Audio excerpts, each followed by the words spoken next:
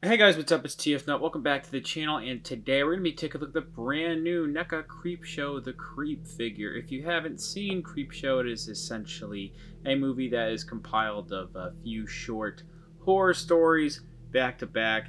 It's pretty good. The second one isn't as great, but the first one is pretty good and pretty solid.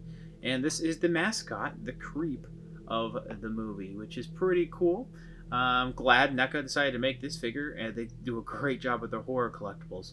So not only do I want to see mainstream horror collectibles from NECA still, I like to see some lesser known ones as well, like this one here. So let's go ahead and take a look at the packaging on the front here. They have this really nice red color throughout the whole packaging.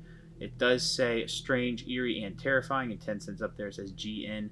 And then towards the bottom here, of course, you get to see what the figure looks like with the contents of the box. It says Creepshow, a nice illustration of the Creep right there. It says Tales of Suspense and Horror. On the top here, it does say Creepshow, ages 17 and up, Choking Hazard, and NECA. On this side, which is pretty much what it's going to be like on the other side as well, it does say Creepshow on the side, and then you have an image of the figure. It does say The Creep. On the back, you get, again, strange, eerie, and terrifying. Basically, what was on the front when it comes to, where it says Creepshow and whatnot. And then you can see an image of the figure right there. I read up right there basically what Creepshow is. It does say includes skull, lantern, comic book, and interchangeable head. Sorry, it clearly says hand when I said head. And then this is what the bottom looks like. This might be a little bit hard to read on the left, but that is the credits. And then it does say NECA Real Toys, and then the barcode if you need that. So let's go ahead and get this figure out of the packaging. So here's the figure out of the packaging, and overall it's a very, very awesome figure, but it does suffer from quality control issues with NECA that I thought were long gone, but I guess they really can't leave when it comes to NECA figures. So this is actually the one that you're seeing right here. It's my second one. This is my first one I got from Big Bad Toy Store. I got this one from a local Target recently. You can see the arm broke from the joint. I'm trying to get a replacement to see if I can actually get one. And the wrist hinge on this one here, my first one, is broken. So just be careful when you get this. It's probably going to have some quality control issues. From playing around with my second one here, I haven't encountered anything yet. Fingers crossed, but that's just something I wanted to mention. Let's go ahead and take a look at what this figure comes with, which it comes with a good amount, and then we'll take a closer look at the figure. So this figure comes with a pretty good amount of accessories, as you can see here, and we're going to start off with the comic book. This is actually really nice. They printed the comic book really well. It says Creepshow right there, a really nice illustration on the front. On the back too, it does say Creepshow back issue. A lot of the text I really can't read, but it gives you a little bit of an image of some of the other comics on there. And you open it up, you can read some of it, but not all of the text on there. It says The Finger. Really cool images right there. It's just this one page right there, which I don't mind at all. It would have been cool if they, were more extensive, gave multiple pages, but I mean, that would have been a lot of meticulous detail there. So that is still really awesome. This is a nice skull, which has really great paint jobs on here. It's kind of like the ivory color going on throughout. Really nice wash going on there. The sculpt is really cool with the eye sockets, the nose socket, and just looking right there. We do have a socket right here. I don't believe this is meant to go on the body though, because I tried it earlier and it didn't actually look very correct. But it's cool. It's there for some reason, I guess, if you want to put it in a stand. I think NECA has stands for heads, which is kind of weird, like alternate heads, but oh well. This is still a pretty nice looking piece. We also have this alternate hand here, which has some nice details. As you can see, it is a bit clenched, and it is meant for holding the lantern, which doesn't have, from what I've tried to look at, I don't think there's any kind of light up feature. It's just a plastic lantern, a little bit of a slightly translucent plastic in there, even though you can't really see that well, but they did do a good job with the paint and sculpting throughout. It looks kind of rusty. Definitely has a metal color, a brown metal color to it, and overall it's pretty well done. So again, this is the second figure I have. This, I just want to show off how they did the soft goods. It has a bendy wire, I think in the back here, definitely in the front, so you can bend it around. You can have it to where it's off, put it back on. that sticking out is pretty cool. This was actually folded, so I do believe there's a bendy wire back there. That is really cool. I don't know where else there's a bendy wire. I don't think there is anywhere else actually. But what they did is just a really good job with scratches and tearing in the tethering, of course. I don't even know if I am using that word correctly, but it's just it's stitched really well done. Like really well. Like, some of this is just going to start, flaking off a little bit, which is a little unfortunate. Like that right there just came off, so be careful. But man, the tears and the way they made this whole piece look dirty. Like, if you look up here, man, that just looks cool. And they have some different splotches, different color splotches throughout. There's a little ribbon around here for like a necktie or something. It's kind of like, drawstring for a hood. Does this actually work? No, it's glued on the head right there. And we have this similar to the hair with Henrietta. If you ever owned that figure, it's kind of like a paintbrush material. Well, actually, it's softer than that. Actually, I don't think they're the exact same. They're similar, but not the same type of material, I think. But it is very much, they're trying to simulate real hair with this, and it's glued onto the head, and it just looks great. Now, the good thing about owning two of these figures is that with one of them broken, we could take a look at the body without the the robe. And the detailing, they still did a very good job. Like, a lot of the times when you have, not a lot of the times, but some figures, when they have pieces covering what should be textured, like sometimes McFarlane Toys figures, there's no detail underneath. Even with the Ghostface figure, there's no detail underneath, which makes sense with that character. This, though, they were like, yeah, we need to put in the extra effort to sculpt this, and it just looks fantastic. This thing could definitely work as just a generic zombie, because it's just so rotten looking.